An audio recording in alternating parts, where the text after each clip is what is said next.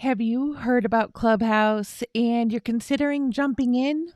Or have you already jumped into Clubhouse app and you are finding yourself falling down a huge rabbit hole and you're scrolling all day long, not knowing how to use the app most efficiently? Well, if either of these apply to you, this video is for you. I'm Kim Sutton, and I'm a business mentor helping entrepreneurs get out of overwhelm and work smarter instead of harder. And I recently joined Clubhouse. It has been quite the experience. Now, if you don't know what Clubhouse is, let me share and this will only take a minute. Clubhouse is an app that at the time of this recording is only on iPhone. I've heard that about 6 months from now it will be on Android devices as well, and it's a live audio social platform. The format is that you see a hallway. I wish I could share to my screen, but just envision you're in a hallway and you see lots of rooms where different conversations are going on. Now, if you ever wished that you could be a fly on the wall and listen to conversations that top experts in your industry are having, this is the app for you. And I have been that person. I have wished that I could be a fly in the wall and hear what the big guys are saying. This is giving me the opportunity. However, I did find myself falling down the rabbit hole, scroll, and all of a sudden 18 hours in my day are gone because I've spent the whole day scrolling on Clubhouse. So let's get started with 7 ways that you can use Clubhouse with intention. Way number 1 is to choose who you follow carefully. I want you to curate the rooms that you see in your feed with intention. How are you trying to build your business right now? What is your goal for a month from now, 6 months from now, a year from now, even 5 years from now? And what type of knowledge and who do you want to learn from to make that happen? Maybe before you sign up for the app, if you haven't already done so, consider those mentors that you know you could use from or that you could learn from to make that happen. Write down a list of names, and when you get into the app, only follow those people to begin. What happened for me was that Clubhouse presented a whole list of people that I could follow, and I followed just about everybody. When I saw my hallway, I saw all these rooms that I wasn't interested in, and with my ability to get distracted easily, I found myself in rooms that I really had no interest in being in. Personally, I want to spread my message. I want to have an impact. Money is the last thing that I consider. But at the top of my feed, at the top of the rooms list, were rooms about how to how to build a 7-figure business or an 8-figure business. This isn't my priority. And I started to feel actually pretty low being in that room. That's something that I need to get over, and I understand that. But it just wasn't the space that I wanted to be in or want to be in right now. So, again, choose who you want to follow carefully. And even after you choose those people, if you realize that they are in rooms that have absolutely nothing in common with you and your goals, unfollow them. I will never be insulted if you follow me and then unfollow me because you don't like the rooms I'm in and you're getting notifications from Clubhouse too much. I totally understand. I don't want to inundate your time with rooms that have no interest to you. So kick me off your list. That's fine. Number 2, choose your clubs carefully. The same as choosing your people carefully, you want to be mindful of what clubs you're looking to join. When I joined Clubhouse, I signed up for so many clubs. I joined the startup club, the tech club. It's like being in high school, right? You have all these options available to you. You don't want to miss out on anything, and maybe you sign up for way too much. But what I realized was not only did I start receiving notifications for the rooms that the people I followed were in, but I also started receiving tons of notifications for the rooms that were being hosted under those clubs. And so many of them weren't in alignment with me or my mission right now. So I had to go back and unfollow some of those. Remember, nothing is permanent.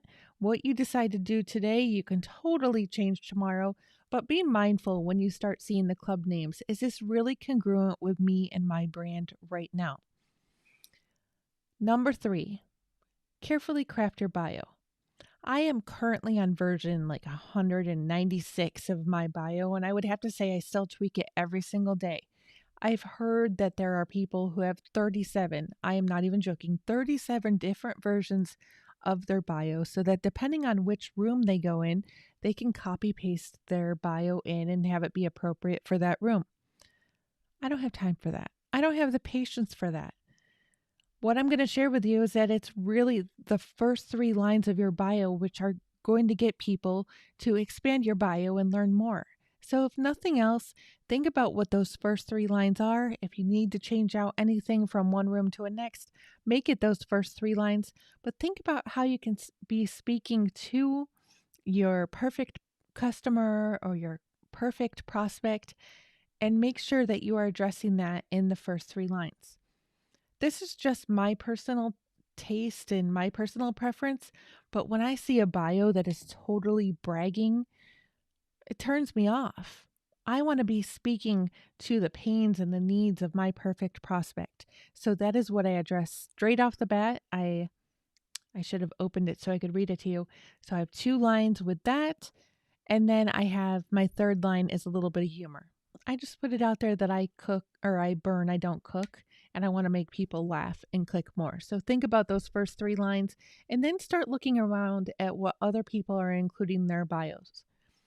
The nice thing about Clubhouse, as opposed to Twitter or Instagram, is that right now, I don't think anybody really knows what the limit is for a length of a bio there on Clubhouse. So feel free to include as much or as little as you want to, but just realize that if it gets too long, people may not scroll all the way to the bottom. Start the conversation with your perfect prospect in your bio and tell them how they can learn more about you and start the conversation. Number 4. Now, to start that conversation, at this point in time, you're going to have to send them over to YouTube, not YouTube, Instagram or Twitter. So I want to make sure that you connect your Twitter and Instagram profiles. When you're going to connect them, the first thing that you want to do is on your phone, make sure that you're logged into the right accounts. I was personally logged into the wrong account, and it took a little bit of time for me to figure out how to disconnect that wrong account and set up the right one. So, anyway, before you get in, before you set that up, make sure you make sure you're logged into the right account, okay? Number 5 is be present. I have been in quite a few rooms where there is a stage full of moderators who are there to answer the questions of the audience. And any of the moderators will actually unmute themselves to answer the question, but the first words out of their mouth are, "I'm sorry, I was multitasking. Can you please repeat your question?" Now, I will not deny that I multitask and I'm listening to Clubhouse while doing other things. However, I am not doing that when I am in a moderator role. If you're in a moderator role or if you're hosting a room yourself, please be sure to be present for that conversation. If the room is getting boring and you can't be present anymore, end the room. Let people know the next time that you'll be back on, and let them go and enjoy their day. But be there for your people. And if you're a moderator, be there. This leads into number 6. So not only do I want you to be present, as I said in number 5, but I want you to focus on quality over quantity. Not only have I heard the moderator saying, "I'm sorry, I'm multitasking, I didn't hear your question," but what I've seen is that often those moderators are actually signed on to Clubhouse from a variety of different devices. Up to 4 is what I've seen. And they are moderating on up to 4 different stages at the same time. They're doing this, from what I can tell, to gather more and more and more followers. But when I personally hear, "I'm sorry, I didn't hear you. Can you repeat the question?" what that indicates to me is I don't care. I want you to focus on the quality of the connections you make, not just the quantity. And to me, a follower is not a connection. If you are not present in that conversation, it's not a connection. It is simply a number, and it might as well be a bot. Okay. So focus on quality over quantity. Yeah, quality over quantity. Number 7, and this is the last one, is schedule your time. I had the pleasure of spending an hour or so last night in a room in a room of self-professed Clubhouse addicts, and it was a riot. I will not deny that a bit, but I have seen so many people acknowledge that they don't know where their time is going because the first thing that they do in the morning is log into Clubhouse. They have FOMO because they don't want to miss out on a great conversation. They don't turn off the notifications during the day, so they keep on getting distracted and they are on it until they go to bed, if they go to bed. I've heard people acknowledge that they have been in Clubhouse for up to 27 hours. My friend, you have a purpose for your time here, and I guarantee you that your purpose is not to spend all your time on Clubhouse. I understand that you may be able to get in front of your perfect prospect. I understand that your story has the potential of saving lives, but you need to be intentional. And if all you're doing is scrolling on Clubhouse, please find something else to do. Making videos like this, or blogging, or having a podcast, that's creating evergreen content that will be findable for years down the road. But those conversations in those rooms that you're sitting in on Clubhouse, right now, they have no everlasting value. As soon as the words come out of your mouth, they are gone because as of right now, those rooms cannot be recorded unless permission is explicitly granted, and most people aren't. So consider your time and what you really want to do with it. What is your goal for today? What is your goal for this week, this month, and this year? Then backwards engineer it. What do I want to commit to this new marketing tactic today? It's the same as Facebook, Instagram, Twitter, LinkedIn, TikTok, whatever social platforms you're on. You have to be mindful of the time and the energy that you're putting into any marketing strategy. So please, please, please, please, as awesome as a platform is, do not let me hear you talking about having spent the last 27 hours on Clubhouse. Your sleep is vitally important. I know because I've seen the side effects of sleep deprivation, and trust me, as painful as it is for me to say, Clubhouse is not worth the potential bad side effects of sleep deprivation. So again, schedule your time.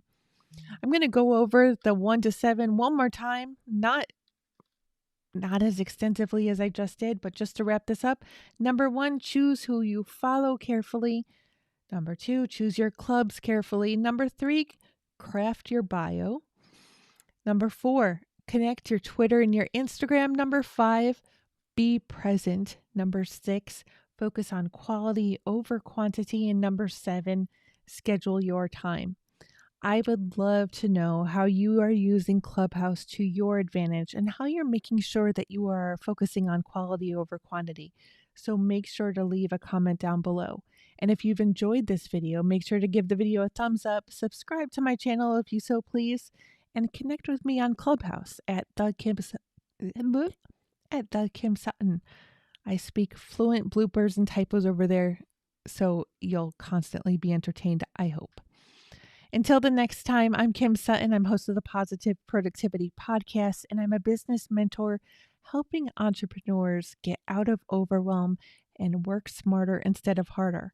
Until the next time, I hope you go forth and make it a positive and a productive day.